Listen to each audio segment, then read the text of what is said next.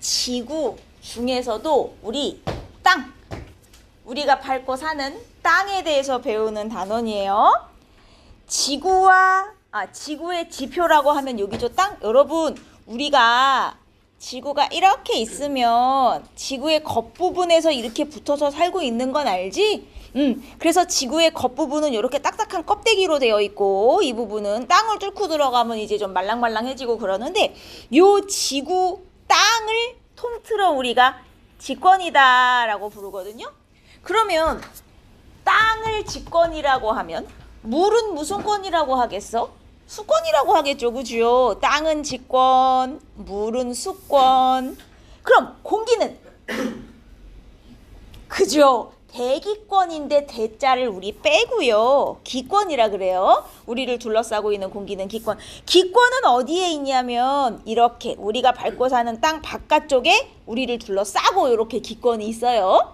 그리고 우리 지구에 사는 생물은 뭐라고 부르냐면 생물권이라고 하고, 그 다음 지구의 저 바깥쪽 우주는 무슨 권이라 그럴까? 외권. 좋습니다. 바깥쪽이야 지구보다. 그래서 외권이라 그래요. 우리는 이 중에서도 지권, 여기서는 땅에 대해서 자세하게 배울 거야. 자, 우리 땅을 파고 들어가서 우리가 단단하게 밟고 서 있는 요 부분 껍데기, 이 지구의 껍데기 부분을 뭐라고 부르죠? 그러니까 이 지구 전체는 다 지권인데, 그죠? 껍데기 부분만 지각이라고 불러요. 이 껍데기를 지각. 그 다음에 껍데기 안으로 파고 들어가면 안에 뭐가 있냐면 여기 지각의 다음 부분을 뭐라고 부르는지 혹시 아시나? 그렇죠. 요 안쪽 부분은 멘틀이라고 부르고, 멘틀보다 더 깊이 들어가면 제일 지구 안쪽에 뭐가 있습니까? 핵이 있어요, 핵. 근데 핵도 다시 두 개로 나눠져서 외핵, 내핵 이제 이렇게 나누거든. 근데 어쨌든 합쳐서 핵이야. 자, 그러면 제일 바깥쪽에 지각 있고, 그 다음에 멘틀, 그 다음에 핵이 있다는 걸 어떻게 알았어? 우리가 저기 핵이 있는 데까지 땅을 뚫고 들어가 봤어? 안 가봤어, 그지? 우리 저 안에까지 아직 못 가봤어요. 자, 그래서 지구에 땅을 파고 들어가면 안에 뭐가 있나를 알아보고 싶어. 지구의 내부를 조사하고 싶어. 직접 조사하는 방법과 간접 조사하는 방법이 있는데, 지구 내부를 조사할 때 가장 직접적인 방법은 뭐겠니? 땅 파보는 거야. 땅 파서 내 눈으로 직접 보는 거. 자, 땅을 파는 걸 우리가 어려운 말로 두 글자로 뭐라 그래요? 땅을 판다. 도굴은 도둑질이고요. 저기 도굴은 남의 무덤을 몰래 파가지고 그 안에 있는 거를 훔쳐가는 걸 도굴이라 그러고. 자, 땅을 파서 땅 속에 뭐가 있는지 한번 보겠다. 시추라고 합니다. 시추 들어보셨나? 시추는 직접 땅을 파보는 걸 시추라 그래요. 근데 시추는 문제가 있어. 무슨 문제? 우리가 지각, 멘틀, 핵이 있다는 걸 알지만 땅을 어디까지 파봤을 것 같습니까? 우리 지각 뚫고 멘틀까지 파봤을까요? 여기까지도 못 파봤어요. 우리 아직 지각도 못 뚫어봤어요. 그래서 직접 땅을 파보는 건 한계가 있어. 왜? 아직 기술적으로 지구 안까지 깊은 데까지 파볼 수가 없단 말이야. 자, 그러면 또 다른 직접적인 방법엔 뭐가 있을까? 시추 말고. 자, 화산 분출물 조사가 있어요. 아이고, 화산 분출물 조사. 이건 뭐냐면, 화산 분출물은 저기 땅속 깊이 있던 애가 화산이 빵 터지면서 밖으로 나오는 걸 연구하는 거거든. 화산은 우리가 팔 수 있는 데보다 조금 더 깊은 데까지 물질이 나오기도 해요. 그래서 화산이 터져서 나오는 물질을 연구하면 땅속에 이런 게 있구나, 이런 걸 알아볼 수도 있지만, 화산 분출물도 진짜 깊은 데 있는 거는 안 나오거든요. 그러면 우리가 지각, 멘틀, 핵이 있다는 걸 도대체 어떻게 알았어? 그렇죠. 간접적인 방법. 그게 뭐냐면 지진파 연구예요. 지구에 지진이 나면 지진파라는 게 발생을 하거든요. 그러면 이 지진파가 지구 내부를 쭉 들어가는데 이걸 따라가 보는 거야, 지진파를. 가다가 갑자기 지진파의 속도가 여기서 느려져. 가다가 갑자기 지진파 방향이 획 꺾여. 여기서 여기로 넘어갈 때 뭔가 층이 하나 바뀌었구나. 이런 식으로 간접적으로 지구 내부의 구조를 조사해갖고 여기 멘틀, 여기 핵, 이걸 알아낸 거예요. 지진이 언제 일어날지 모르잖아요. 그래갖고 마냥 기다릴 수 없잖아요. 지구 내부의 구조를 알고 싶은데 그러면 인공 지진을 일으켜서 일부러 지진파를 만들어가지고 지구 내부 구조를 알아내기도 해. 그래서 직접적인 방법은 땅 파보는 거, 그 다음에 화산 터졌을 때 나오는 거 연구하는 거. 근데 이 두 개는 한계가 있다. 무슨 한계? 기술적인 한계 때문에 진짜 깊은 데까지는 못 본다. 그죠? 얘네들은 좀 얕은 데까지밖에 못 보는 방법이야. 정말 깊은 데까지 보고 싶으면 간접적인 방법을 써야 된다. 지진파 연구를 해야 된다. 제가 가장 깊은 데까지 볼 수 있는 제일 효율적인 연구 방법. 이해했습니까? 이렇게 구분하시면 되고. 자, 그 다음 이거는 뭐냐면 지금부터 이 예시를 보고 얘가 누구와 누구 사이에 일어나는 현상인지를 여러분이 찾으시는 거예요. 자, 호흡과 광합성 하면 여러분 숨 쉬잖아요? 이 중에서 누구와 누구 사이에 일어나는 현상인지 한번 기호로 찾아볼까요? 기권과 생물권. 그럼 기호로 어디야? D죠, D. 기권과 생물권 사이에 왔다 갔다. 안 그렇습니까? 따라서 호흡과 광합성은 D에 해당한다. 이런 식으로 찾아주시는 거예요. 자, 열대 바다에서 태풍이 발생했대요. 누구와 누구 사이에 일어나는 일일까? 수권과 기권. 태풍이면 날씨니까 기권이란 말이야. 그럼 수권과 기권이니까 시에 해당하겠지? 이런 식으로 찾는 거예요. 지하수가 흘러서 석회 동굴이 뚫렸대. 누구와 누구 사이에 일어나는 일? 직권과 수권. 그렇죠. 그럼 직권 수권이면 어디야? B네요, B. 요렇게. 여러분 화석 연료가 뭐예요? 석탄, 석유 좋습니다. 그럼 땅속에 석탄, 석유가 생겼대. 이거 누구 사이에 일어나는 일이 이게? 땅속에 석탄, 석유 생겼어. 직권 생물권. 왜 생물권일까? 석탄, 석유는 옛날에는 뭐였어? 지구에 살았던 생물인 거 알아? 석탄은 옛날에 식물이었어. 석유는 동물이었어. 근데 얘네가 땅속에 묻혀가지고 땅속에서 액기스만 남은 거야. 그게 석탄, 석유야. 오케이? 그러면 이거는 생물권과 직권이니까 E에 해당하겠죠? 이런 식으로. 자, 사막이 늘어나서 황사가 심해졌다. 이거 어디와 어디 사이의 상호작용? 직권과 기권. 황사는 날씨니까, 그지? 그럼 직권, 기권이면 기호로 어디야? A네, A. 이렇게 찾는 거란 말이죠. 화산이 폭발해갖고 화산재가 많이 나와서 하늘을 가렸대. 그럼 어떻게 되냐?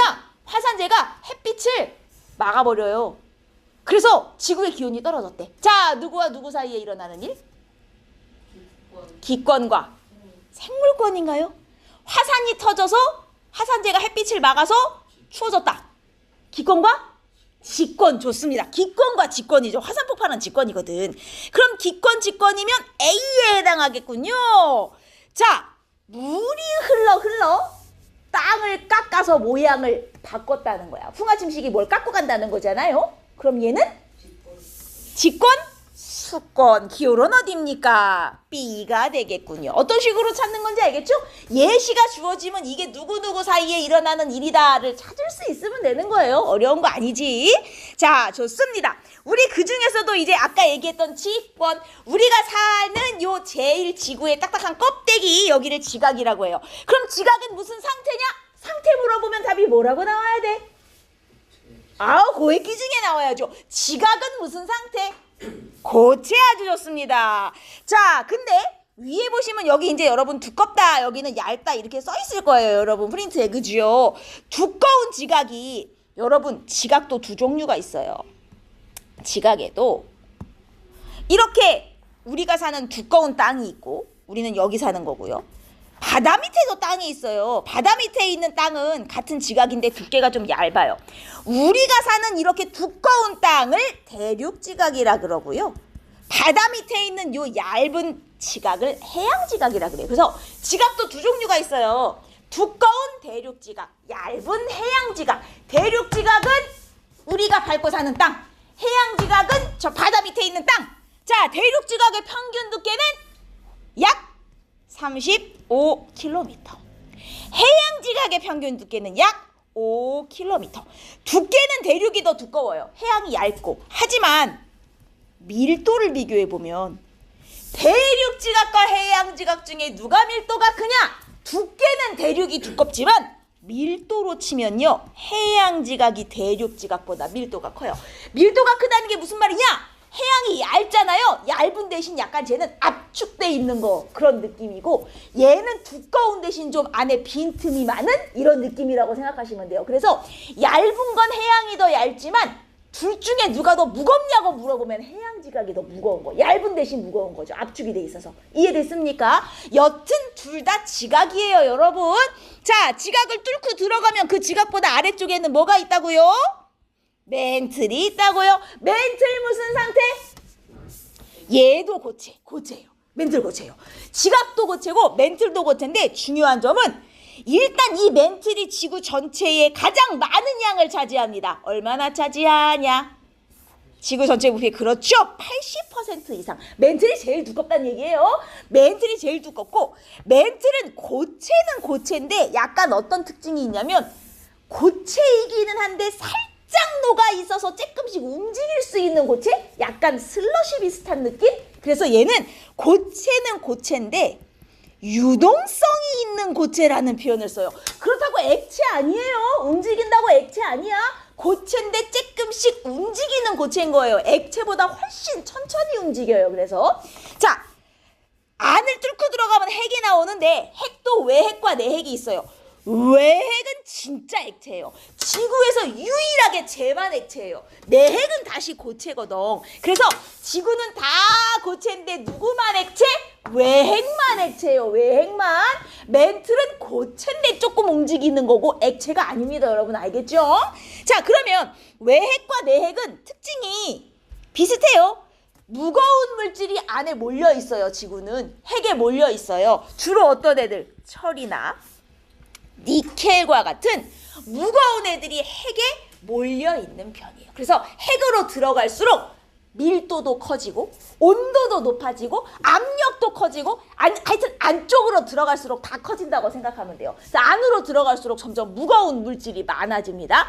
같은 핵인데 외핵, 내핵을 나눠놓은 이유는 뭐겠어요? 밖은 액체, 안은 고체이기 때문에 상태가 달라서 나눠놓은 거예요. 자, 우리는 요 지각을 밟고 살거든요. 지구 내부로 들어갈수록 밀도, 압력, 온도는 전부 다 어떻게 된다 그랬어? 증가, 무조건 올라가게 돼 있습니다. 여기까지 별거 없죠? 그냥 암기하시는 거예요. 자, 우리는 그 중에서도 지각에 붙어 살지 않니 얘들아? 우리는 지각에 붙어 사니까 지각에 대해서만 좀 더 자세하게 알아볼 거예요. 지각은 뭘로 이루어져 있냐면 돌로 이루어져 있어. 돌멩이. 돌덩어리가 붙어 있는 게 지각이에요. 돌을 유식한 말로 암석이라 그래요. 그래서 지각은 암석으로, 지각은 돌로 이루어져 있다는 소리예요. 그리고 이 암석은 다시 작은 알갱이들이 모인 건데 광물로 이루어져 있다 그래요. 여러분이 돌멩이를 주워보면 돌멩이가 한 종류의 물질로만 돼 있는 게 아니라 안에 여러 가지 물질이 섞여서 이렇게 굳어진 게 돌멩이거든요. 이 안에 여러 가지 물질들, 이걸 광물이라 그래요. 광물이 모여서 암석이 되고 암석이 또 모이면 우리가 사는 지각이 되는 겁니다. 자, 그런데 이 지구를 이루는 광물의 종류가 되게 많아요. 돌멩이를 이루는 물질이 얼마나 종류가 많겠니? 수백, 수천 가지가 된단 말이야. 우리가 이걸 다 배울 수는 없거든요. 그래서 지각을 이루는 광물 중에서도 그 양이 제일 많은 거 몇 개만 골라서 배워보자. 자, 암석을 이루는 주된 광물이라는 게 제일 양 많은 거 몇 개만 고른 거예요. 이런 걸 우리가 뭐라고 부르냐면 광물 중에서도 제일 양이 많은 광물, 조암광물이라 그럽니다. 조암광물. 광물 중에서도 제일 양이 많은 광물 몇 개만 골라서 배운다. 그게 조암광물이다. 얘네들이 모여서 돌, 암석이 되는 거예요.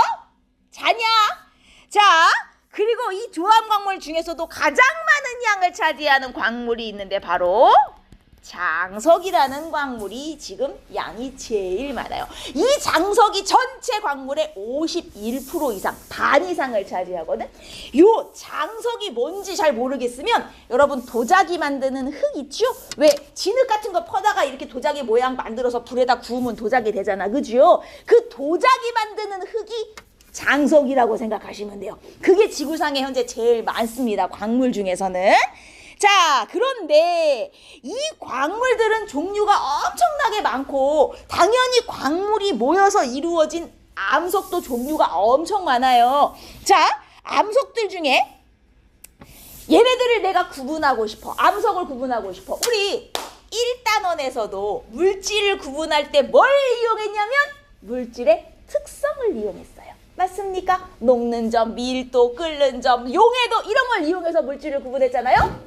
암석이나 광물을 구분할 때도 얘네들의 특성을 이용하는데 이 암석이나 광물의 특성, 특히나 이제 광물의 특성 중에 색깔, 여러분 여기 금덩어리 있고 은덩어리 있어요. 누가 금이고 은인지 구분 못하는 사람 없잖아요, 그죠? 누가 봐도 색깔이 노란 게 금이고 하얀 게 은이잖아요, 그렇지? 그래서 광물을 구별할 때 이렇게 색깔로 구별하는 게 가장 기본적이야. 문제는 가끔 색깔이 비슷해서 구분이 안 되는 광물이 있어요. 우리가 설탕, 소금을 색깔로만 구분하면 둘 다 하얀색이니까 좀 구분이 어려운 것처럼 광물 중에서도 색깔이 비슷해서 겉으로 볼 때 구별이 잘 안 되는 애가 있어요. 그 대표적인 애가 금과 황동석. 얘네는 겉으로 볼 땐 색이 비슷하게 무슨 색? 노란색이다. 그래서 겉으로 보면 누가 금이고 누가 황동석인지 구분이 안 되는 거야. 옛날 사람들이 금을 캐고 싶었어. 그래갖고 금맥을 막 찾아다녀, 금광 같은 걸 막 찾아다녔단 말이죠. 근데 어느 금광을 찾았더니 와, 여기 막 노란 광물들이 겁나 많아. 내가 금광을 찾았다. 나중에 봤더니 금이 아니라 황동석인 거야. 막 이런 경우가 되게 많았어요. 겉으로 볼 때는 색이 똑같거든. 그러면 이게 금인지 황동석인지 내가 구분을 하고 싶어. 어떻게 구분하냐? 겉으로 보는 색깔로는 구별이 안 되니까 뭘 이용하냐면 조흔색이라는 걸 이용하는데, 조흔색은 뭐 하는 거냐면 아까 내가 도자기 얘기했잖아요. 여러분 도자기를 구울 때 흙으로 도자기 모양 만들어서 불에 한 번 구우면 끝납니까? 아닌 거 알죠? 여러 번 굽는 거 알아요? 한 번 굽는 걸 초벌구이 한다 그래. 초벌구이. 한 번 딱 굽고 거기다 유약 이런 걸 발라가지고 또 굽고 또 유약 발라서 또 굽고 이렇게 여러 번 구워야 진짜 도자기가 되거든요. 근데 이 조흔색은 초벌구이. 딱 한 번만 구워서 나온 도자기 있죠. 이걸 깨요. 한 번만 구워서 나온 도자기를 깬 다음 그 도자기 판, 이걸 조흔판이라 그래요. 한 번만 구워서 나온 이 도자기 판에다가 자 금을 들고 여기다가 쭉 선을 그어보는 거야. 그러면 색깔이 나오거든요. 그걸 조흔색이라 그래요. 자, 눈으로 볼 때는 금하고 황동석이 다 노란색이라서 구분이 안 돼. 근데 이걸 이 도자기 판에다가 이렇게 쭉 그어보면 색이 다르게 나온다. 금은 조흔색도 똑같이 노란색이 나와요. 겉으로 봐도 노란색, 도자기 판에 긁어봐도 노란색, 이러면 진짜 금이 맞아요. 근데 황동석은 겉으로 볼 땐 노란색인데 도자기 판에 그어보면 무슨 색이 나오게? 얘는 녹흑색이 나옵니다. 녹흑색이 뭐냐? 어두운 초록색. 어두운 초록색. 이렇게 나오면 이건 금이 아닌 거예요. 황동석인 거예요. 그 다음 황철석이라는 애도 있는데 얘도 겉으로 볼 땐 노란색이거든요. 이거 금인가? 김감인가 해. 도자기 판에 긁어봐. 얘 좋은 색 무슨 색 나오냐? 검은색 나옵니다.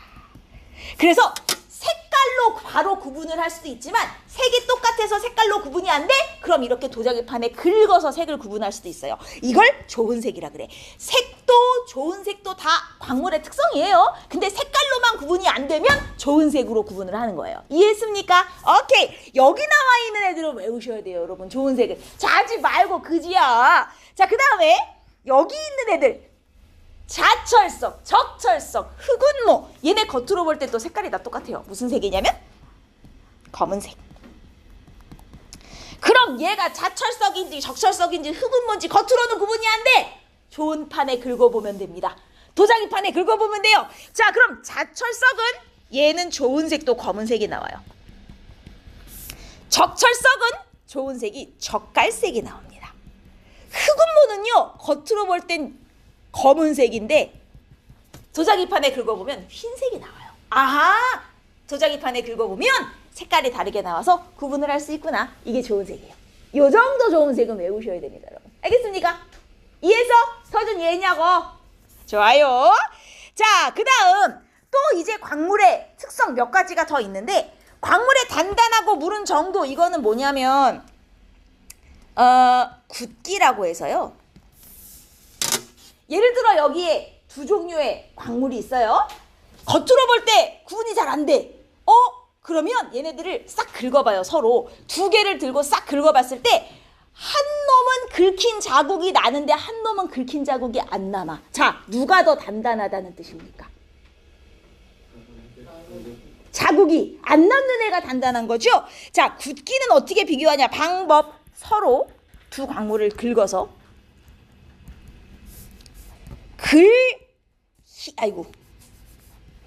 긁히는 쪽이 무른 광물이에요. 누가 더 단단하고 무르냐를 비교하고 싶을 때 샥 긁어서 누가 둘 중에 긁히는지를 보면 단단한 정도를 비교할 수 있습니다. 굳기도 광물의 특성이 될 수 있어요. 그 다음 이거는 뭐냐면 염산 반응이라는 건데, 어떤 광물은 염산을 떨어뜨리면 막 부글부글하면서 거품이 생기는 애가 있어요. 여기서 생기는 이 거품의 정체가 이산화탄소인데, 염산을 떨어뜨렸을 때 부글부글하면서 거품이 막 나오면서 이산화탄소가 발생하는 대표적인 광물이 누구냐면 방해석이라는 광물이 있어요. 이 방해석이 겉으로 볼 때 투명하거든요. 색이 없어요. 근데 방해석 말고 투명한 다른 광물들이 더 있어요. 뭐 석영이라든가. 그러면 둘 다 투명한데 이게 구분이 안 되네? 이럴 때 염산을 떨어뜨려 보는 거야. 한 놈은 거품이 부글부글하고 한 놈은 거품이 안 나. 거품 나는 놈이 방해석이구나. 이런 식으로 구분을 할 수 있다는 거지. 이해했습니까? 오케이. 자, 그 다음 이거는 뭐냐면 광물이 세부치를 끌어당기는 성질 자성이라고 하는데, 어떤 돌은요 자석처럼 쇠를 끌어당기는 성질을 가지는 돌이 있어요. 이런 걸 자철석이라고 하고, 자성이라 그러고, 옛날에는 이런 자성을 가진 돌을 이용해서 자석을 만들기도 했어요. 지금은 자석을 이렇게 안 만드는데 옛날에는 이렇게 자성을 띠는 돌로 자석을 만들 때도 있었어요. 대표적으로 자성을 가진 돌이 자철석입니다. 그래서 이 돌은 막 쇠붙이를 끌어당기네. 얘 자철석인가 봐. 이렇게 판단한다는 거지. 이해했습니까? 좀 자지 말고. 여기까지 이해했어요? 자, 여기 보시면 빈칸 채우는 건데, 석영, 여러분 석영을 본 적이 있는지 모르겠어. 석영이 뭔지 알아요? 그럼 자수정은 알아요?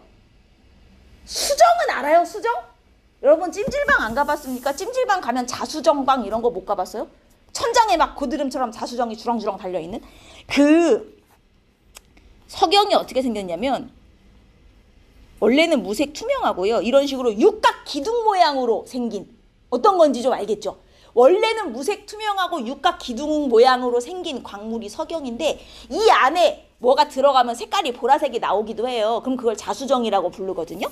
요 석영은 누구의 주성분이냐면 모래의 주성분. 여러분이 모래 알갱이를 이렇게 떠가지고 살살살살 털어보면 이 안에 모래 알갱이 중에 투명한 애가 있어요. 걔가 석영이에요. 그래서 모래의 주성분인데, 얘는 뭐 만들 때 쓰냐면요, 유리 만들 때 여러분 모래 퍼다가 만들어요. 모래 퍼서 그 안에 있는 석영만 골라내갖고 유리를 만드는 거예요. 그래서 유리의 주성분이기도 하고요. 그 다음 반도체를 만드는 주성분이기도 합니다.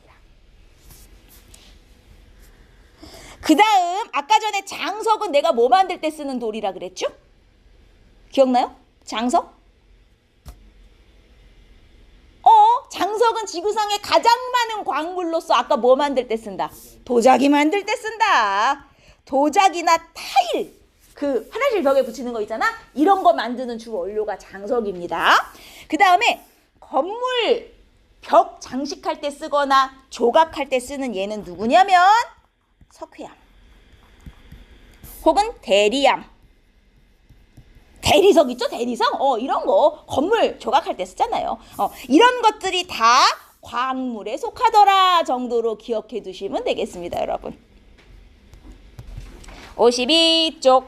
자, 땅은 직권, 물은 수권, 공기는 기권, 생물은 생물권, 우주는 외권. 이 권들을 다 합쳐서 부르는 이름이 지구계예요. 지구계에 이런 것들이 포함된다라는 겁니다. 이건 뭐 어려운 거 아니고요. 얘네들은 서로 영향을 줄 수 있어요. 아까 기억나죠? 호흡과 광합성은 생물권과 기권 사이에서 일어나는 일이고, 이거 누구와 누구 사이에 일어나는 일인지 예시가 나오면 여러분이 골라낼 수 있으면 돼요. 어려운 거 아닙니다. 읽어보시면 되고요. 지구 안을 조사하고 싶은데 직접적인 방법과 간접적인 방법이 있는데, 직접적인 방법, 직접 파보는 거죠. 시추, 또 직접적인 방법, 화산 분출물 조사. 근데 얘네들은 한계가 있어. 왜? 진짜 깊은 데 있는 거는 볼 수가 없어요, 이 방법으로는. 그래서 정말 깊은 땅속을 연구할 때는 간접적인 방법, 지진파 연구를 합니다.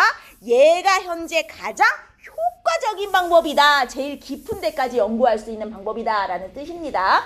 누가 직접적인 거고 누가 간접적인 건지 구분해야 돼요, 여러분. 왜 얘는 간접적인 방법이라 그럴까요? 지진파는 직접 내 눈으로 볼 수 있는 건 아니니까. 지진파의 속도나 이런 걸 보고서 속도가 느려졌네, 이걸 이용해서 층이 바뀌었구나 이렇게 알아내는 거지, 직접 내 눈으로 뚫고 들어가 본 건 아니잖아요. 그래서 간접적인 방법이라고 부르는 거예요. 이해했죠? 자, 좋습니다. 지권은 지각, 멘틀, 외행, 내액 네 가지로 이루어져 있고요. 얘네들 상태 꼭 외워두세요. 외행만 액체예요. 외행만. 나머지는 싹 다 고체입니다. 그리고 지각은 다시 대륙지각과 해양지각으로 나뉘어져 있는데, 대륙지각이 두께는 더 두껍지만 대신 아까 전에 뭐라 그랬죠? 밀도는 대륙지각보다 해양지각이 더 크다 그랬어요. 여기까지 됐습니까? 좋아요. 자, 그리고 멘틀은 전체 부피의 80% 제일 많은 양을 차지하고 있고요. 당연히 지각보단 얘가 밀도가 더 커요. 안으로 들어갈수록 무조건 밀도는 커지는 것이고, 외핵과 내핵은 밀도가 더 큰 물질, 주로 아까 철과 니켈이라 그랬습니다. 그죠? 무거운 애들로 이루어져 있어요. 가장 핵이 무겁구나 이렇게 생각하시면 되고, 여기까지 어려운 거 없죠? 어렵습니까? 넘어가요. 자, 그 다음 지각은 암석으로, 돌이죠, 돌. 그리고 암석은 다시 광물로. 그래서 지각이 가장 큰 범위라면 지각은 암석으로 이루어져 있고 암석은 다시 광물로 이루어져 있고, 순서가 이렇게 된다고 보시면 돼요. 지각은 암석으로, 암석은 광물로. 지각이 제일 큰 범위, 광물이 제일 작은 범위. 근데 저 광물에 대해서 우리가 자세하게 지금 배우고, 다음 주에는 암석에 대해서 자세하게 배울 거예요. 광물의 종류가 너무 많아서 다 못 배운다, 우리가. 그래서 제일 많은 거 몇 개만 빼서 배운다. 그걸 조암광물이라 그런다. 조암광물에 뭐 이런 것들이 있어요. 석영, 장석, 흑은모, 각섬석, 희석, 감남석. 6가지 조암광물 정도는 이름을 좀 외워주시면 좋겠고, 이 중에서도 제일 많은 건 장석입니다. 얘가 현재 지구상에서 가장 많은 광물이다. 됐나요? 여기까지 하셨습니까? 자, 이 광물들은 자기만의 특성을 좀 갖고 있는데, 일단 색깔, 대표적인 광물의 특성이에요. 여러분, 우리 조암광물 6개 정도는 제가 외우시라 그랬잖아요. 요 6개 조암광물 중에 색깔이 밝은 애가 딱 2개. 석영하고 장석. 얘네는 밝고 나머지는 다 어둡다고 보시면 돼요. 그래서 6개 중에 석영하고 장석은 밝은 색, 나머지는 어두운 색. 그냥 밝은 색 2개 정도만 외워두시면 나머지는 싸그리 다 어두운 색이구나, 이렇게 기억하시면 좋겠습니다. 근데 문제는 겉으로 볼 때 색깔이 비슷한 애들이 있어요. 겉으로 봐선 구분이 안 돼. 그럴 때 우리는 좋은 색을 이용한다. 광물을 도자기판에 긁어서 나오는 색을 말한다. 자, 도자기판에 긁어보면요, 겉으로는 다 노란색이었는데 보세요. 얘네 지금 색깔 긁어봤더니 다르게 나오죠? 이걸 조흔색이라고 불렀어요. 그 다음 겉으로 볼 땐 다 검은색인 애들도 또 조흔색이 다르죠? 이거는 싹 다 암기해 주셔야 됩니다. 이 표는 별표 3개. 겉으로 볼 때랑 도자기판에 긁었을 때랑 색깔이 어떻게 다른가? 이거 외워야 돼요. 그리고 도자기판에 긁었을 때 나오는 색을 조흔색이라고 한다는 거 이름도 외우셔야 되고. 여기까지 됐어요? 좋아요. 그 다음 굵기. 누가 더 단단하고 무른가? 여러분, 석영하고 방해석이 제가 아까 뭐라 그랬냐면 석영이 색깔이 밝다 그랬잖아요. 방해석도 색깔이 밝거든요. 겉으로 딱 보면 이게 석영인지 방해석인지 가리가리해요. 얘네들을 구분하고 싶어. 누가 석영이지? 누가 방해석이지? 제일 쉬운 방법. 두 개 서로 긁어봐요. 누가 더 단단하게 해요? 석영이 더 단단하거든요. 그럼 둘이 싹 긁었을 때 누가 더 상처가 날까요? 방해석이 상처 나겠죠? 아, 상처 나는 애가 더 물은 단단하지 않은 애니까 얘가 방해석인가 보다. 이렇게 구분할 수 있어요. 아니면 염산 반응을 쓸 수도 있어요. 석영하고 방해석이 있는데 누가 석영이고 방해석인지 모르겠어. 자, 묽은 염산을 쬐끔 떨어뜨려봐. 이쪽이 부글부글 거품이 나와. 이놈이 방해석이구나. 이렇게 구분할 수도 있습니다. 즉, 여러분 서술형에 석영과 방해석이 있다. 구분 방법을 서술하시오. 그럼 두 가지 방법을 쓸 수 있어요. 자, 석영과 방해석을 구분할 수 있는 첫 번째 방법. 뭐 해보면 돼요? 서로 긁어보면 돼요. 그럼 그 중에 긁히는 애가 방해석이에요. 아니면 뭐 해보면 돼요? 염산 떨어뜨려 보면 돼요. 염산을 떨어뜨렸을 때 거품이 부글부글한 애가 방해석이에요. 자, 석영과 방해석을 석영과 방해석을 색깔로 구분하겠다. 돼요, 안 돼요? 안 돼요. 겉으로 볼 때 둘 다 똑같이 색이 없거든요. 석영과 방해석을 좋은 색으로 구분하겠다. 될까요, 안 될까요? 안 돼요. 얘네 좋은 색도 똑같아요. 무슨 말인지 이해했어요? 거기다가 석영은 좋은 색을 보기가 힘들어요. 이게 모든 광물이 다 도자기판에 긁는다고 색이 나오는 게 아니에요. 석영은요, 너무 단단해서 도자기판에 긁어봤자 색이 또 안 나와요. 그래서 이런 애들은 또 좋은 색을 보기가 힘들거든요. 그러니까 이럴 때는 굿기나 염산 반응처럼 다른 방법을 이용하는 수밖에 없어요. 이해했습니까? 오케이. 그 다음 또 이제 자성을 가지는, 대표적인 자성을 가진 애가 자철석이거든요. 이 돌은 막 쇠붙이를 끌어당기는 자철석인가 봐. 이렇게 구분할 수 있다는 거죠. 오케이. 여기 보시면 석영은 모래의 주성분, 유리, 반도체, 태양전지판. 태양전지판이 반도체로 만드는 거거든요. 그러니까 석영은 유리와 반도체의 주성분이니까 반도체로 태양전지판을 만드니까 태양전지판의 주성분도 석영이라 하는 거예요. 그 다음 장석은 도자기 만들고 타일 만드는 거라 그랬습니다. 아까 대리암, 제가 석회암, 여기 화강암으로 돼 있네요. 대리암, 화강암 정도로 외워둡시다. 얘네는 건물 장식하는 데 많이 씁니다. 화강암 뭔지 알죠? 밝은 회색인데 안에 까만 점점이, 하얀 점점이 박혀있는 돌, 건물 바깥쪽에 이렇게 많이 붙이잖아요. 이런 것들 조각 작품을 쓰기도 하고요. 자, 그 다음에 암석과 광물은 유한하기 때문에 막 쓰면 안 된다. 언젠가는 고갈될 수도 있다라는 얘기를 여기 써놨어요. 뭐 요 정도. 여러분 여기서부터 잘 보셔야 돼요.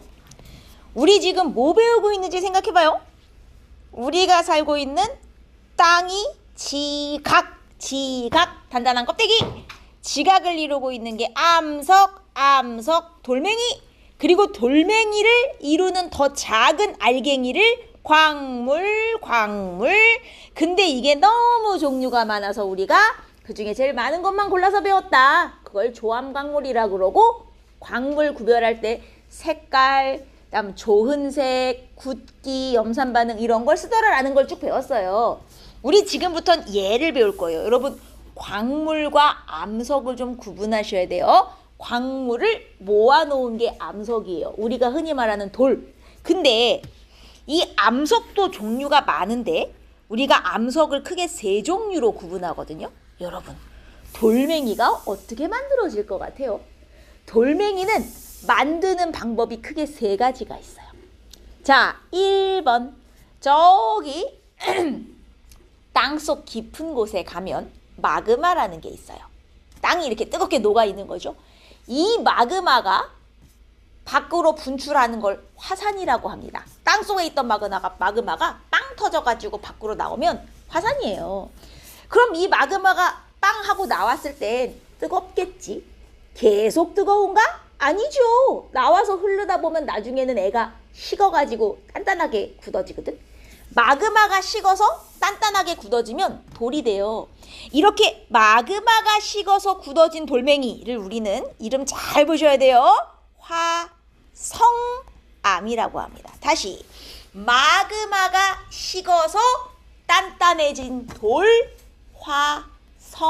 화성암이에요. 이렇게 마그마가 식어서 만들어진 돌들이 있어요. 대표적인 예로 현무암. 여러분 현무암 어디 가면 많죠? 제주도에 그 구멍 숭숭 뚫린 시꺼먼 돌 있죠? 하루방 만드는 거? 걔가 현무암이잖아요. 그게 마그마가 식어서 된 돌이에요. 그 다음 좀 아까 배웠던 화강암, 색깔은 하얀데 안에 까만 점점이 하얀 점점이 있는 아까 그거 건물에 장식하는 이것도 다 마그마가 식어서 만들어진 돌입니다. 이런 것들이 대표적이고 그 다음 여러분 돌이 오랜 세월 땅 위에서 굴러다니다 보면 얘네가 조금씩 부서져요. 그럼 돌이 부서지면 뭐가 되냐? 흙이 되거든요. 흙. 이 흙들이 물 같은 걸 타고 막 돌아다니다가 한 곳에 차곡차곡 쌓여서 굳어지면 또 새로운 돌이 될 수 있어요. 그러니까 돌이 뽀개졌다가 이 뽀개진 가루가 다시 굳어지면 또 새로운 돌이 되거든요. 이렇게 흙이 굳어져 가지고 다시 돌멩이가 된 거. 퇴적물이라는 게 돌 같은 게 뽀개져서 만들어진 흙을 퇴적물이라고 해요. 이 흙이 다시 모여서 단단하게 굳어져서 새로운 돌이 되면 우리가 이걸 퇴적암이라고 합니다. 아까 마그마가 굳어져서 돌이 되는 거랑은 좀 다르죠? 뜨거운 마그마가 식어서 돌이 되면 화성암. 돌이 부서져서 나온 알갱이들이 다시 모여서 단단하게 굳어져서 또 새로운 돌이 되면 퇴적암 이렇게 불러요. 퇴적암의 대표적인 예로 여기선 이름만 몇 개 알아두도록 하겠습니다. 좀 이따 자세하게 종류를 배울 거니까 퇴적암의 종류에 뭐 여감, 그다음에 사암 뭐 이런 것들이 이제 퇴적암에 속하는데 여감은 퇴적암 중에서도 좀 알갱이가 큰 자갈 같은 게 모여서 만들어지면 여감이라고 그러고요. 사암은 좀 그거보단 작은 모래 같은 게 뭉쳐서 굳어진 돌은 사암이라고 부르는데 여튼 부서진 알갱이가 다시 뭉쳐져 가지고 돌이 되면 퇴적암이에요. 자, 그다음 여기는 제가 빈칸을 깜빡하고 넣어놨는데 여러분들 건 채워야 되죠? 열과 압력에 의해 암석의 성질이 변한 거. 이게 무슨 말이냐면 돌이 만들어졌어요. 근데 이 돌이 어떤 이유에서든 간에 저 땅속 깊은 데로 들어간 거예요. 예를 들어 이 동네에 지진이 났다고 칩시다. 지진이 나고 땅이 갈라졌어요. 그럼 밖에 있던 돌이 땅속 깊은 데 들어갈 수도 있는 거잖아요. 문제는 땅속 깊은 곳은 환경이 어떠냐면 뜨겁고 압력도 대빵 세고 그러면 돌들이 엄청 뜨겁고 엄청 높은 압력을 받으면 원래 있던 돌이 성질이 획가닥 변하는 경우가 있어요. 원래도 돌이었는데 엄청 높은 열과 압력을 받아서 성질이 변해서 다른 돌로 바뀌어버린 거예요. 우리가 이렇게 성질이 다른 돌로 바뀐 거를 변성암이라 그래요. 변성암. 변이 뭐야? 변했어. 뭐가? 성질이 원래는 다른 돌이었는데 높은 열과 압력을 받아서 성질이 획가닥 바뀌어버린 돌을 변성암이라 그럽니다. 이해했습니까? 자, 변성암도 우리 종류를 나중에 자세하게 배우겠지만 변성암의 대표적인 종류에 편암, 편마암, 변성암에 이름에 요 편자가 들어가면 대부분 변성암이라 보시면 돼요, 여러분. 그리고 대리암, 뭐 이런 애들이 이제 변성암에 속하는데 요 종류는 나중에 다 자세하게 다시 배워볼 거지만 중요한 건 암석은 종류가 이렇게 세 종류가 있다는 거예요. 마그마가 식었어? 화성암. 퇴적물이 굳어져서 새로운 돌이 됐어? 퇴적암. 그리고 열과 압력을 받아서 성질이 변했어? 변성암. 그러면 여러분 이렇게 어떤 돌은 화성암, 또 누구는 퇴적암, 누구는 변성암 이렇게 돌을 세 종류로 나눈 기준이 뭐예요? 잘 보세요. 뭘 기준으로 이렇게 세 종류의 돌로 나눴죠? 특징. 자, 조금만 더. 특징 맞아요. 근데 어떤 특징? 어떻게 만들어졌냐? 그렇죠. 이게 어떻게 만들어진 돌이냐로 이렇게 세 가지로 나누는 거예요. 그래서 안 써놨네요. 이렇게 암석을 세 종류로 구분하는 기준 제가 여기다 쓰겠습니다. 암석의 구분 기준. 암석의 구분 기준. 암석의 생성 과정. 어떻게 만들어진 암석인가? 로 이렇게 세 가지로 나눈 거예요. 화성암, 퇴적암, 변성암. 됐습니까? 여기까지 이해했어요? 자, 그 중에서도 지금부터 우리 화성암에 대한 얘기를 한번 해볼 건데 여러분 여기가 이름이 되게 헷갈려요. 그래서 잘 외우셔야 돼. 졸리신 분. 지금부터 진짜 정신 차려야 돼요. 이름을 헷갈리시면 안 돼요. 다음 주까지 완벽하게 외워오셔야 돼요. 자, 이게 뭐냐면 화산이에요. 화산. 저 지하 깊은 곳에 마그마가 이렇게 부글부글 끓고 있었어요. 근데 어느 날 땅속에 있던 마그마가 밖으로 빵 나와가지고 줄줄 흘렀습니다. 이러면 이제 화산이 폭발한 거예요. 그죠? 땅속에 있으면 마그마, 밖에 나와서 줄줄줄 흐르면 용암이라고 부르는데, 자, 요 밖에서 줄줄줄 흐르는 이 용암을 한번 생각해봐. 지금은 뜨겁지만 시간이 흐르면 제가 식어서 돌이 될 거거든요. 암석이 될 거예요. 자, 저렇게 마그마나 용암이 식은 암석을 뭐라고 부른다? 화성암. 근데 이 용암이 저렇게 밖에 나와서 식을 수도 있지만, 자, 요 안에 마그마가 다 못 나왔어. 안에 좀 남았어. 근데 안에 남은 마그마가 밖으로 못 나오고 여기서 그대로 그냥 식어서 돌이 됐어. 자, 무슨 얘기냐? 마그마가 식는 것도 두 가지 방법이 있어요. 밖에 나와서 식는 애가 있고 땅속에서 그대로 식어서 굳어지는 애가 있어요. 자, 밖에 나와서 식는 거랑 땅속에서 식는 거랑 무슨 차이가 있을까? 밖에 나와서 식는 애랑 땅속에서 식는 애랑 누가 더 빨리 식게요? 나와서 식는 애. 왜냐면 땅속은 아무래도 온도가 높단 말이야. 그래서 땅속에서 식는 애는요, 애가 좀 천천히 식어요. 밖에 나와서 식는 애는 빨리 식어요. 그러면 빨리 식는 거랑 천천히 식는 거랑 무슨 차이게? 그러니까 온도가 다르면 나중에 둘이 돌이 됐을 때 어떻게 차이가 날까? 빨리 식은 애랑 천천히 식은 애 사이에 무슨 차이가 생길까? 늦게 식은 애가 단단해요. 더 단단할까요? 단단함의 차이일까요? 자, 이게 단단함의 차이가 아니에요. 뭐냐면 얘네가 식으면서 어떻게 되냐면, 식으면서 여기 예를 들어 여기가 마그마인데 얘가 요만큼이 식어서 굳어졌어. 그 다음에 또 다른 마그마가 식어서 굳어져. 또 다른 마그마가 식어서 굳어져. 이렇게 굳어지다 보면 얘가 점점 알갱이가 이렇게 커져갖고 큰 알갱이가 돼서 돌에 이렇게 알갱이가 눈에 보이게 되거든요. 근데 빨리 식는 애들은 이 알갱이가 겉에 새로운 식어서 붙어가지고 뭐라 그래야 되지? 얘가 커질 시간도 없이 그냥 식어서 굳어지는 거예요. 즉 빨리 식은 애랑 천천히 식은 애는 돌 안에 알갱이 크기가 달라요. 빨리 식은 애와 천천히 식은 애 중 누가 더 알갱이 크기가 크다? 천천히 식은 애가 알갱이가 자라날 시간이 많은 거야. 그래서 천천히 식은 애가 알갱이 크기가 커요. 빨리 식은 애는 그 알갱이 크기가 되게 작아요. 자, 그래서 우리가 밖에서 빨리 식은 애를 뭐라 그러냐면 화산암. 땅 속에서 천천히 식은 애를 심성암이라고 하는데, 여러분 이름을 잘 보셔야 돼. 둘 다 마그마가 식은 애기 때문에 둘 다 화성암이에요. 둘 다 화성암. 근데 그 중에서도 밖에 나와서 빨리 식으면 화산암. 지하 깊은 곳에서 느리게 식으면 심성암. 이렇게 갈라지는 거예요. 화산암과 화성암을 구분하셔야 돼요.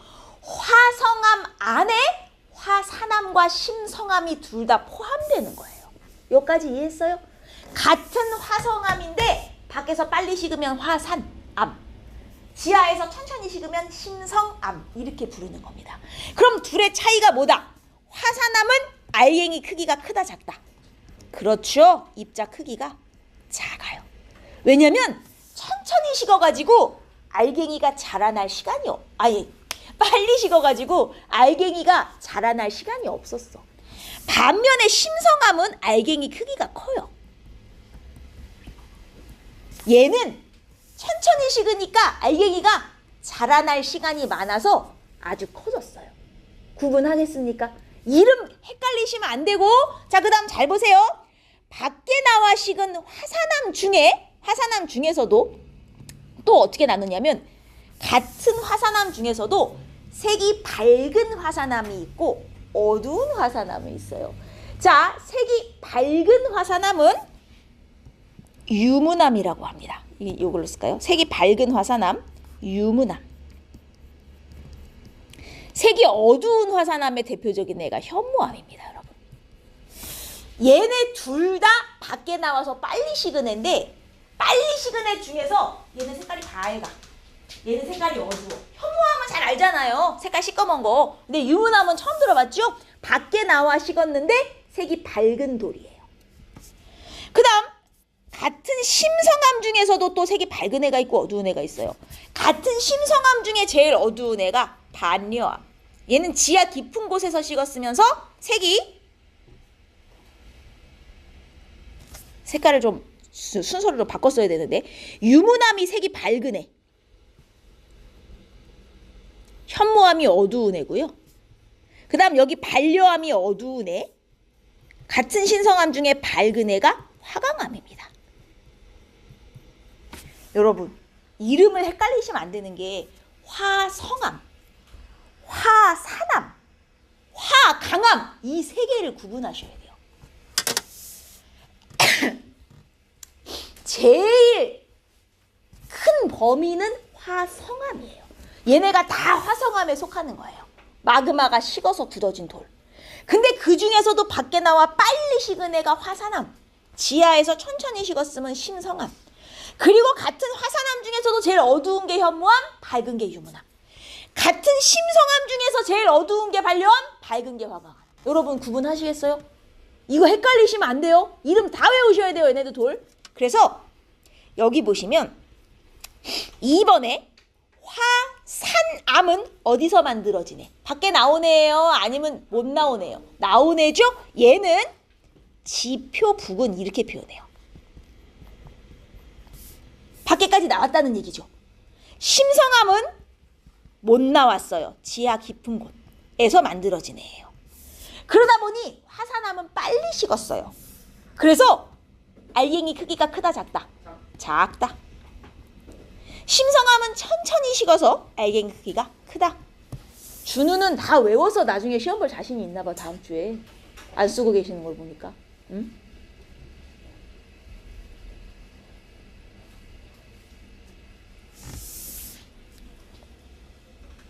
여기까지 됐습니까? 그리고 밖에 나와서 식은 화산암 중에서도 다시 색깔이 어두운 애 현무암. 밖에 나와서 식은 애 중에 어두운 애, 밖에 나와서 식은 애 중에 밝은 애가 유문암. 자, 지하에서 식은 애 중에 색깔이 어두운 애 반려암. 지하에서 식었는데 색깔이 밝은 애 화강암입니다. 화성암, 화산암, 화강암 세 개를 완벽하게 구분하셔야 돼요. 다른 거예요. 알겠습니까, 여러분? 헷갈리시면 안 돼요. 오케이? 싸그리 암기하셔야 돼요, 여러분. 진짜 중요합니다. 여기까지 구분했습니까? 자, 그 다음 퇴적암 갑니다. 퇴적암은 아까 작은 알갱이들이 모여서 다시 돌이 되면 퇴적암이라 그랬어요. 다른 돌에는 없는데, 자, 퇴적암에만 나타나는 두 가지 특징이 있거든요. 적어볼까요? 층리와 화석인데, 여러분 화석은 뭔지 알죠? 화석이 뭐예요, 정확히? 옛날에 살던 생물들의 뼈나 발자국 이런 게 남아있는 걸 우리가 화석이라 그러잖아, 그죠? 근데 여러분 화성암을 생각해 보세요. 화성암은 마그마가 식어서 만들어진 돌이거든요. 여기에 화석이 나올 수 있을까요, 여기서? 마그마에 화석이 들어가는 순간 녹아버리는데 무슨 소리야, 그지? 화성암에서는 화석이 나올 수가 없어요. 화석이 나올 수 있는 돌은 퇴적암뿐입니다. 돌이 차곡차곡, 흙 같은 게 차곡차곡 오래 쌓이다가 이 사이에 동물뼈가 하나 들어가면서 그 위에 새로운 흙이 쌓이고 이게 뭉쳐져서 돌이 될 수 있는 거잖아요. 화석이 나올 수 있는 돌은 퇴적암밖에 없어요. 여기까지 이해하셨습니까? 그래서 어떤 돌에서 화석이 나와서 동물 화석 이러면 무조건 퇴적암이에요. 물론 모든 퇴적암에 다 화석이 나오는 건 아니야. 그치만 화석이 나왔으면 퇴적암인 거예요. 이해했습니까? 그 다음 층리라고 하는 게 있는데요. 이 층리는 쉽게 말하면 줄무늬예요. 줄무늬. 근데 어떻게 만들어진 줄무늬냐면, 자, 여기 어떤 돌이 생겼는데 여기에 모래가 쌓였어요. 근데 오랜 세월 지나다 보면 쌓이는 물질의 종류가 바뀔 수도 있어요. 그 다음엔 진흙이 쌓입니다. 그러다 또 오랜 세월이 지나니까 여기는 막 석회암 물질이 쌓여요. 석회질 물질이 쌓여요. 이렇게 여러 종류의 물질이 쌓이다가 나중에 얘네가 싹 굳어져서 돌멩이가 되니까 어이구 줄무늬가 이렇게 생긴 거야. 서로 다른 종류의 물질이 쌓여서 줄무늬처럼 된 걸 층리라고 해요. 그러면 이 층리라는 줄무늬는 누구한테서만 나올 수 있는 거야? 퇴적암한테서만 나올 수 있는 거죠. 마그마가 식어서 굳어진 화성암에 이런 층리가 나올 수 있어요? 얘네는 그냥 한 덩어리로 식은 건데 이렇게 쌓여서 만들어진 줄무늬를 층리라 그러고 층리는 퇴적암에만 있는 거구나 이렇게 생각하셔야 돼요. 여기까지 이해하셨습니까? 오케이. 그래서 요 층리와 화석이 있다 그러면 무조건 퇴적암이에요. 물론 모든 퇴적암에 다 층리와 화석이 있는 건 아니지만 층리와 화석이 있으면 100% 퇴적암이다. 이해하셨습니까? 자지 말고 그지 깨깨기들아 여기까지 이해했냐고? 자, 그 다음 퇴적암도 다시 몇 가지 종류로 나뉘는데 퇴적물 종류에 따라 달라져요. 여기 다 암기하는 거라서 재미없는 건 아는데 좀 정신 좀 차려봐. 자, 퇴적물 중에 자갈하고 모래가 섞여서 이렇게 굳어져서 만든 돌이 있어요. 이런 돌을 여감이라고 합니다. 그리고 주로 모래로 이루어진 퇴적암은 사암이라고 하고요. 사가 한자로 모래라는 뜻이에요. 모래 사자. 그리고 진흙이 쌓여서 만들어진 퇴적암을 이암이라고 합니다. 그럼 여러분 보세요. 여감, 사암, 이암 중에 누가 제일 알갱이가 큰 돌이겠어요? 여감이 제일 알갱이가 큰 돌. 그 다음이 사암. 진흙이 제일 알갱이가 작은 거예요. 이암이 제일 알갱이 작은 퇴적암이에요. 그리고 여기는 알갱이 크기는 아니지만 석회질 물질 같은 게 쌓여서 만들어진 퇴적암을 석회암이라고 합니다. 여기 생물의 유해라는 건 무슨 뜻이냐면 석회암은 어디서도 만들어질 수 있냐면 바닷속에 조개 같은 애들 있죠. 조개 껍데기가 주성분이 석회암이에요. 그럼 조개가 죽어서 이 조개 껍데기가 이렇게 가루가 돼갖고 차곡차곡 쌓여서 굳어지면 나중에 석회암이라는 돌이 될 수 있거든요. 그래서 이렇게 만들어진 애들을 석회암이라 그래. 보세요. 여기 퇴적암은 퇴적물, 어떤 알갱이가 모여서 굳어진 돌이냐에 따라 이렇게 종류가 달라진다는 것이고요. 자, 퇴적암을 만드는 순서. 여러분, 보통 돌이 왜 부서질까요? 돌이 오랜 세월이 지나면 부서져서 작은 알갱이가 되거든요. 돌은 왜 부서질까요? 돌이 막 걸어다니다 부딪히진 않을 거 아닙니까? 왜 부딪히는 거예요? 돌을 부수는 가장 큰 원인. 바람 분다고 돌이 막 굴러다닙니까? 태풍이 불면 모르겠지만 제일 큰 원인은 물이에요. 물이 줄줄줄줄 흐르다가 옆에 튀어나온 돌이 있잖아? 물이 이 돌을 막 치고 지나가잖아요? 오랜 세월이 지나면 이 돌이 조금씩 부서져요. 물에 맞아가지고. 그러면 이렇게 부서진 알갱이는 정신 차리라 있어!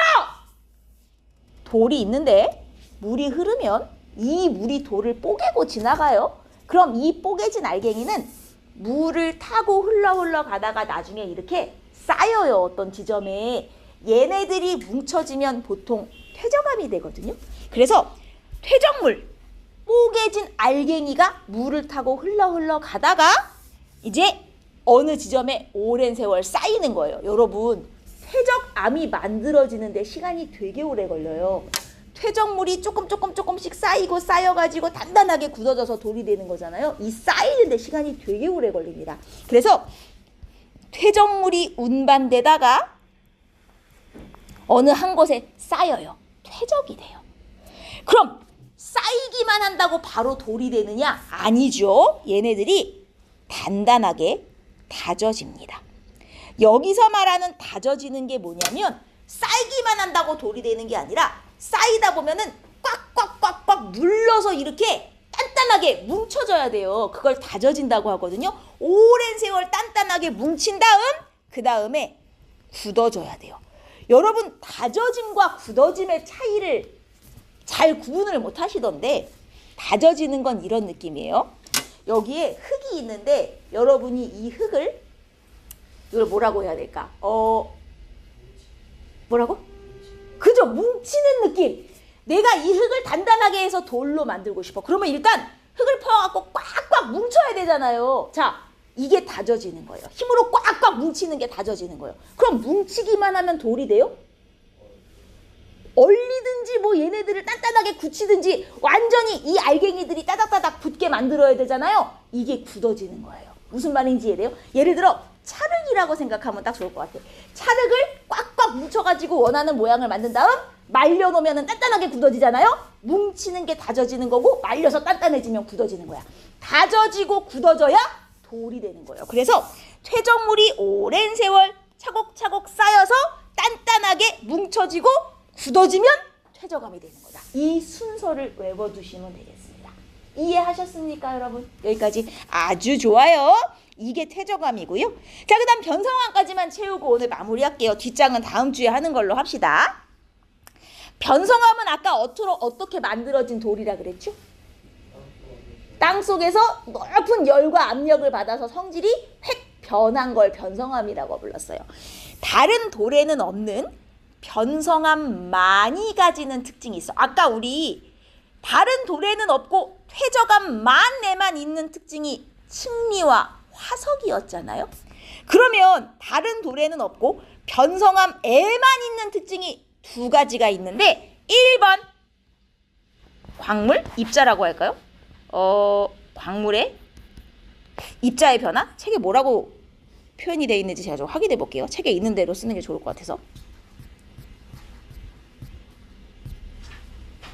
광물의 변화로 써 있네요. 그러면 광물의 변화로 표시합시다. 자, 변성암의 가장 큰 특징 1번 광물의 변화. 이게 무슨 뜻이냐면 제가 아까 뭐라 그랬어요? 변성암은 높은 열과 압력을 받아서 성질이 변한 거라 그랬잖아요. 근데 변성암이라고 하는 것은 암석이니까 결국 지하 깊은 곳에 들어가서 열과 압력을 받으면 이 암석 안에 있는 알갱이 성질들이 변해서 새로운 돌이 되는 거거든요. 그래서 변성암 안에 있는 알갱이들, 즉 광물이죠, 광물. 이 광물들을 보면 다른 돌과는 다른 성질을 갖고 있어요. 왜? 열과 압력을 받아서 성질이 변해버렸기 때문에 새로운 광물로 이루어져 있거든요. 그래서 변성암의 안에 있는 알갱이들은 다른 돌이랑은 성질이 좀 다르다. 왜냐하면 성질이 변해버렸기 때문에 이걸 광물의 변화 혹은 입자의 변화 이렇게 표현을 해요. 그리고 또 하나의 특징이 염리라는 게 있어요. 염리로 표현돼 있죠. 편리로 표현되는 경우도 있어서 염리는 뭐냐면 아까 이거 기억나요?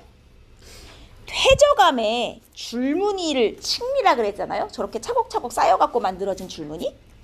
변성암에도 줄무늬가 있어요. 염리는 변성암 줄무늬예요. 근데 퇴적암 줄무늬는 이름이 칡리잖아요. 얘는 차곡차곡 쌓여서 만들어진 줄무늬예요. 변성암 줄무늬는 염리잖아요. 이건 어떻게 나온 줄무늬냐면 여러분 잘 봐요. 이게 어떤 돌이에요. 돌 안에 막 여러 가지 광물, 알갱이들이 이렇게 있었어요. 근데 얘가 어느 날 지하 깊은 곳에 들어가가지고 열과 압력을 받았다고 칩시다. 그럼 어떤 일이 일어나냐면 얘가 압력을 받으면 쉽게 말하면 양쪽에서 이렇게 누르는 힘을 땅속 깊은 데 들어가니까 양쪽에서 빡 누르는 힘을 받은 거예요. 그래갖고 얘가 압력을 받아서 찌부가 돼서 이렇게 길어졌어요. 자, 그러면 안에 있는 이 알갱이들도 어떻게 됐을 것 같아요? 이렇게 길어지게 줄무늬처럼 됐어요. 눌려가지고. 뭔 말인지 알아요? 눌려서 길어진 줄무늬가 염리예요. 아까 칡리는 차곡차곡 쌓여서 생긴 줄무늬잖아요. 염리는 눌려서 생긴 줄무늬예요. 차이를 알겠어요? 둘 다 줄무늬인데 생긴 방법이 완전 다른 거예요. 퇴적암에 있던 칡리는 쌓여서 생긴 줄무늬, 변성암에 있는 염리는 눌려서 생긴 줄무늬. 차이를 이해하시겠습니까? 자, 그래서 이 염리는 줄무늬인데 변성암에만 있는 줄무늬예요. 눌려서 생긴 줄무늬라고 생각하시면 되겠습니다. 이런 특징을 갖고 있으면 변성암이고요. 변성암 이름은 어쩔 수 없어요. 이건 그냥 외우는 수밖에. 자, 아까 전에 사암은 무슨 암에 속한다고 우리가 배웠더라? 위에 찾아보셔도 좋아요. 사암은 원래 무슨 암이라고 배웠죠? 퇴적암. 뭐가 쌓인 퇴적암? 모래로 된 퇴적암, 그죠? 근데 원래는 퇴적암인데 이게 땅속에 들어가서 열과 압력을 받으면 성질이 획가닥 바뀌어서 변성암이 돼버려요. 무슨 변성암이 되냐? 규암이라는 돌로 변해요. 원래 사암은 모래잖아요. 근데 땅속 깊은 곳에 가면 이 모래가 다른 성질로 변해버리는 거예요. 그러면서 규암이라는 돌이 돼요. 그 다음 이암도 아까 퇴적암에 속했어요. 사실 얘 무슨 퇴적암이었는지 기억나요? 뭐가 쌓인 퇴적암이었는지? 진흙이 쌓인 퇴적암이었거든요. 이 이암이라는 애가 땅속 깊은 데 들어가서 열과 압력을 받잖아요. 그러면 편암이라고 하는 변성암으로 획가닥 바뀌고요. 이 편암이 더더더더 높은 열과 압력을 또 받으면 어디까지 가냐? 편마암까지 갑니다. 제가 아까 뭐라 그랬죠? 이름에 편자가 들어가는 애는 일단 다 변성암이다 라고 생각하시면 된다 그랬습니다. 이름에 편자 들어가는 애는 변성암이다. 자, 그리고 석회암. 이거 여러분 석회암은 다 아까도 알고 있죠? 시멘트의 원료가 되는. 근데 이 석회암이 열과 압력을 받으면 얘가 맞아요. 얘가 대리암이 돼요. 그리고 화강암은 아까 무슨 암에 속하는? 암 속에, 그렇죠, 화성암. 마그마가 식은 애잖아요. 얘도 지하 깊은 곳에 가서 열과 압력을 받으면 성질이 변해요. 얘도 편마암이라는 애가 돼요. 이 암이랑 이름이 똑같죠. 어쨌든 중요한 건 원래는 변성암이 아닌 돌이었는데 퇴적암이나 화성암이었는데 열과 압력을 받으면 변성암이 될 수 있구나. 돌 이름이 좀 짜증나죠? 여기까지 암기를 다 하셔야 돼요.